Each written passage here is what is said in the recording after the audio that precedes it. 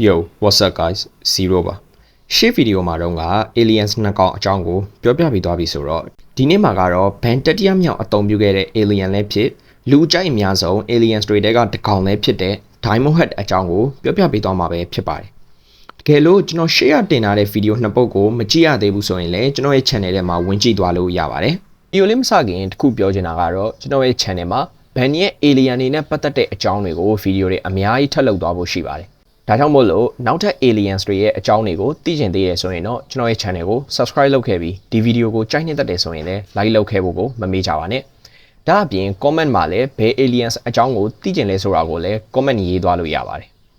Diamond Head တို့ရဲ့မျိုးစိတ်ကိုတော့ Petrosapian လို့ခေါ်ပြီးသူတို့နေထိုင်ရာဂျိုကိုတော့ Petropia ဂျိုလို့ခေါ်ပါတယ်ရှေ့ဗီဒီယိုမှာတွေတုန်းကကျွန်တော်ပြောပြခဲ့တဲ့ aliens နှစ်ကောင်ရဲ့မျိုးစိတ်တွေနဲ့သူတို့နေထိုင်ရာဂျိုနာမည်တွေမှာကိုစားပြုတဲ့စကားလုံးတွေရှိတယ်လို့ပဲ Diamond Head ရဲ့မျိုးစိတ်ဖြစ်တဲ့ Petrosapian နဲ့သူတို့နေထိုင်ရာဂျိုဖြစ်တဲ့ Petropia မှာလည်းကိုစားပြုတဲ့စကားလုံးရှိပါတယ်။အဲ့ဒါကတော့ Petra လို့ခေါ်ပြီးကြောက်လို့အတိတ်ပဲရတဲ့စကားလုံးနဲ့ Sapian ဆိုတဲ့အသိဉာဏ်မြင့်မားခြင်းဆိုတဲ့စကားလုံးတွေကိုရည်ညွှန်းတာဖြစ်ပြီး Petra နဲ့ Sapian ဆိုတဲ့စကားလုံးနှစ်ခုစလုံးကလက်တင်ဘာသာစကားကနေပြီးတော့ဆင်းသက်လာကြတာပဲဖြစ်ပါတယ်။ Sapian ဆိုတဲ့စကားလုံးအကြောင်းကိုနည်းနည်းရှင်းပြရရင်ကျွန်တော်တို့လူသားတွေကိုလည်း Homo Sapian ဆိုပြီးတော့ခေါ်ကြပါသေးတယ်။ Petropia ဂျိုကိုကြည့်လိုက်မယ်ဆိုရင် Diamond Head တို့ရဲ့ခန္ဓာကိုယ်မှာတွေ့ရတဲ့ crystal တွေနဲ့ပဲဂျိုတစ်ခုလုံးကိုဖွဲ့စည်းထားတာပဲဖြစ်ပါတယ်။ဒီနေရာမှာ Petrosapian တွေရဲ့သမိုင်းအကြောင်းကိုနည်းနည်းလောက်ပြောပြချင်ပါတယ်။ Petrosapian တွေမှာ Surface Sapian နဲ့ Subsapian ဆိုပြီးတော့မျိုးစိတ်နှစ်မျိုးရှိကြပါတယ်။ Surface Sapian တွေကတော့ Petropia ဂျိုရဲ့မျက်နှာပြင်ပေါ်မှာနေကြပြီးသူတို့ရဲ့ crystal တွေကိုအသုံးပြုပြီးတော့မှ civilization ဘက်ကိုဦးတည်ကြတဲ့မျိုးစိတ်တွေဖြစ်ကြပါတယ်။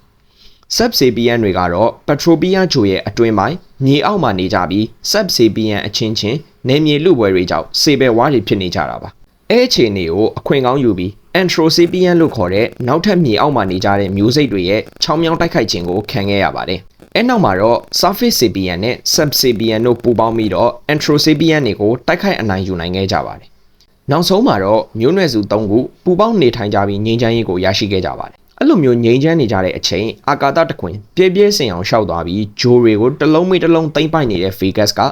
Petropia ဂျိုပေါ်မှာရှိတဲ့ Petrosapian တွေရဲ့ DNA တွေနဲ့ memory တွေကိုသိမ်းထားတဲ့ crystal အနီရောင်တစ်ခုကိုမျက်စိကျသွားပြီးတော့ Petropia ဂျိုကိုသိမ့်ပိုက်ဖို့ကြိုးစားပါတော့တယ်။ဒါပေမဲ့ Petrosapian မျိုးနွယ်တွေက Vegas ရဲ့လက်အောက်ကိုမဝင်ချင်တာကြောင့် Vegas ကိုပြန်ပြီးတော့တော်လန်တာတွေဖြစ်လာကြပါတယ်။အဲ့ချိန် Tetrax ဆိုတဲ့ Bounty Hunter Petrosapian တယောက်က Vegas စီကို crystal ကိုခိုးပေးလိုက်ပြီးတဲ့နောက်မှာအဲ့ဒီ crystal ရဲ့ power ကိုပဲအသုံးပြုပြီးတော့ Petrosapian ဂျိုတစ်ခုလုံးကို Tetrax ရဲ့မျက်စိရှိမှတင်ဖျက်ဆီးပြခဲ့ပါတယ်။ Diamond Head ရဲ့ပုံစံကိုကြည့်လိုက်မယ်ဆိုရင်ခန္ဓာကိုယ်တစ်ခုလုံးကို crystal တွေနဲ့ဖွဲ့စည်းထားတာကိုတွေ့ရမှာပဲဖြစ်ပါတယ်။ဒါအပြင် Petrosapian မျိုးစိတ်တွေဟာလူသားတွေထက်အရက်အနှဲငယ်ပိုရှည်ကြပြီးတော့လက်မှာဆိုရင်လည်းလက်ချောင်းလေးချောင်းစီရှိပေမဲ့ခြေထောက်မှာတော့ခြေချောင်းတွေမရှိကြပါဘူး။ Petrosapian မျိုးစိတ်တွေမှာဆိုရင် Surface Sapian နဲ့ Subsapian ဆိုပြီးတော့နှစ်မျိုးရှိကြပါတယ်။ကျွန်တော်တို့တွေ့မြင်နေကြ Diamond Head တို့ကတော့ Subsapian တွေဖြစ်ကြပါတယ်။တခြား aliens တွေလိုမျိုးပဲ Diamond Head တွေမှာလည်း variants တွေအများကြီးရှိပါတယ်။အဲဒီကနေမှတချို့ variants တွေကိုပြောပြပေးသွားမှာပဲဖြစ်ပါတယ်။ပထမဆုံးတစ်ခုကတော့ထုံးစံအတိုင်း Bantan-K ရဲ့ Diamond Head ပဲဖြစ်ပါတယ်။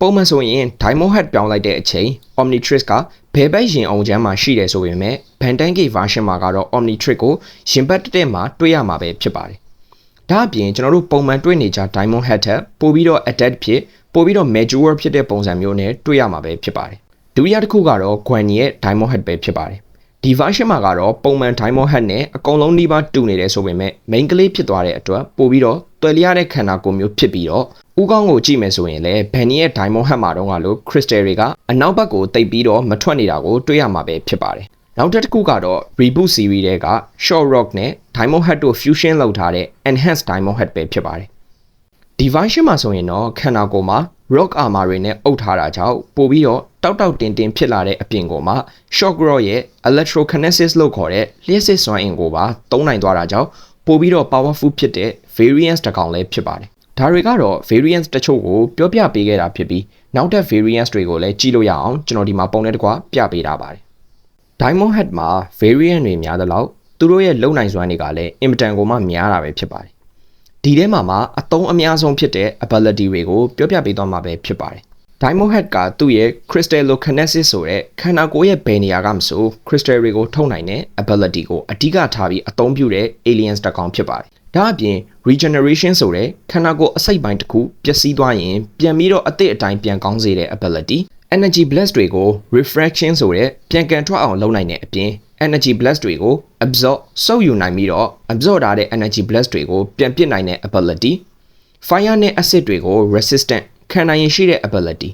space ထဲမှာဆိုရင်လည်းအသက်ရှူစရာမလိုတာကြောင့်အေးအေးဆေးဆေးနဲ့ပဲ space ထဲမှာတွာလာလှုပ်ရှားနိုင်ပါသေးတယ်။ဒါအပြင် aliens တိုင်းဒီပါမှာရှိတဲ့ super strength durability reflex နဲ့ jumping တို့ကိုလည်းကျွမ်းကျွမ်းကျင်ကျင်သုံးနိုင်ပါသေးတယ်။ speed ကတော့ရှိတဲ့လောက်ရှိတယ်ဆိုပေမဲ့လည်းလမ်းလျှောက်နေတဲ့ crystal တုံးကြီးမှာကတော့ super speed တော့မရှိတော့ဘူးထင်တာပဲ။နောက်ဆုံးတစ်ခုအနေနဲ့ Diamond Head ရဲ့လူတွေစိတ်ဝင်စားလောက်မဲ့ fact အချို့ကိုပြောပြရင်းနဲ့ဗီဒီယိုကိုအဆုံးသတ်လိုက်ကြရအောင်။ပထမဆုံးတစ်ချက်ကတော့ Diamond Head က Vegas ကိုတယောက်ချင်းအနိုင်ယူမှုတဲ့ aliens အ ਨੇ စုတွေကတစ်ကောင်ပဲဖြစ်ပါတယ်။ Alien Force Season 3မှာ Vegas ကိုအလဲထိုးပြီးတော့အနိုင်ယူပြခဲ့တာကိုကျွန်တော်တို့တွေ့ခဲ့ရတာပဲဖြစ်ပါတယ်။ဒုတိယတစ်ချက်ကတော့ Diamond Head ရဲ့ crystal တွေကကဘာပေါ်ကစိန်တွေထက်တောင်ပိုပြီးတော့မာကျောပါသေးတယ်။ဒါပေမဲ့သူ့မှာလည်းအားနည်းချက်တော့ရှိပါတယ်။အဲ့ဒါကတော့ Sonic Wave လို့ခေါ်တဲ့ပြင်းထန်တဲ့အတန်လိုင်းတွေပဲဖြစ်ပါတယ်။အတန်လိုင်းတွေကသူတို့ရဲ့ crystal တွေကိုကြေမွသွားစေနိုင်လောက်တဲ့အထိကို Petrosapien တွေအတွက်ဒုက္ခပေးလွန်လာပါတယ်။နောက်ဆုံးတစ်ချက်အနေနဲ့ကတော့ Petrosapien ရဲ့ male နဲ့ female တို့ရဲ့ခန္ဓာကိုယ်တိဆောက်ပုံကွာခြားချက်ပဲဖြစ်ပါတယ်။ male တွေမှာဆိုရင်ဦးခေါင်းပိုင်းမှာ female တွေထပ်ပို့ပြီးနောက်ဘက်ကို crystal တွေကခြုံထွက်နေတဲ့အပြင်နောက်ကျောဘက်မှာဆိုရင်လည်း crystal အစူးချောင်းတွေက